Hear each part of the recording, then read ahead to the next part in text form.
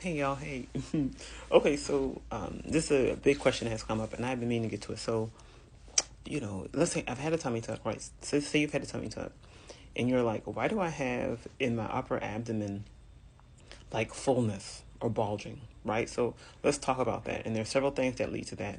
I actually had this conversation with a patient last week, and I thought, let me go ahead and get into it. So, several things. Let's think about several things here. So, number one, let's say you have a very severe muscle separation, right? So if you have muscle separation, your muscles are separated. What does that mean? They can be, somewhat strong, but they're not as strong as they could be. So they're going to naturally be somewhat weakened, right? Because when they're separated, they're not functioning together as a unit. So muscle units really to function together, they really need to be, especially the rectus abdominis muscles that become separated with pregnancies, right? And that process, that phenomenon is called rectus diastasis. So you have weakened muscles. So let's say you have a tummy tuck or abdominoplasty, same thing. You suture those muscles together, right? However, when you suture them together, they're still weak. You haven't changed the strength of that muscle. So over time, what you have to do is focus on core retraining, right? Think about retraining your core to get it strong so that when you stand up after you eat, etc., you can maintain that muscle tone. So that's number one.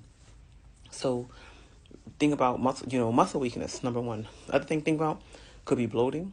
Other thing think about could be visceral fat, right? So let's talk about bloating. Many of us don't have we think we're regular, but we're really not, and you're actually bloated, right? So that's a big factor to think about. So you really want to make sure that your digestive system is processing things normally and things like that, because it will be more pronounced now that the skin is tight, now that there's not as much to camouflage, right? Now that the muscles are tight. And so you really want to get on top of your digestive system. I actually had a patient who we talked for a week. We communicated a lot because, she was like, gosh, I feel some fullness and things. I said, so either it's bloating or, really work on that core. So she worked on her core. She still had it. Then she figured out she was actually having bloating and digestive issues, and now it's completely resolved. That's the other factor, right? Now, the other thing to think about is visceral fat. What is visceral fat? We have two types of fat. We have multiple types of fat. So we have visceral fat, but the two we're going to talk about. Visceral fat under the muscle, right? So visceral fat is the fat around your spleen, your pancreas, right? It helps to cushion those areas. We all have visceral fat. We have different amounts. There's also subcutaneous fat, which means fat above the muscle. That's the fat that we can get to with liposuction, the fat we can remove, right? You don't want anyone doing liposuction to your visceral fat, because that means they're in the wrong place. That means it's very dangerous.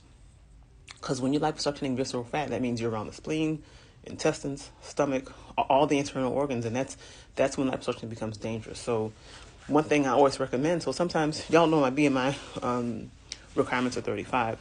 Sometimes I will actually recommend people to lose some weight before, because it helps to bring the visceral fat down and just helps you get flatter.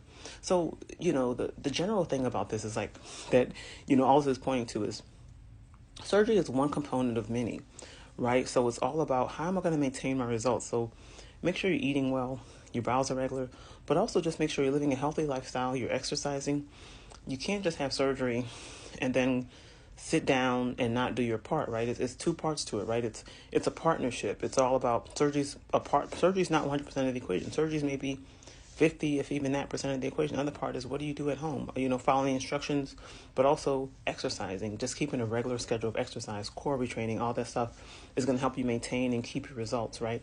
And also think, if you had a lot of muscle weakness from severe separation, long-term separation, that's also going to affect your ability to maintain that tautness, especially over time, right? Because we all talk about swelling, like in general, we do not like swelling, but sometimes swelling is going to actually maintain that woody texture, that kind of thick texture to your skin, etc. And as that swelling goes away, you start seeing the real texture, the real quality of your skin.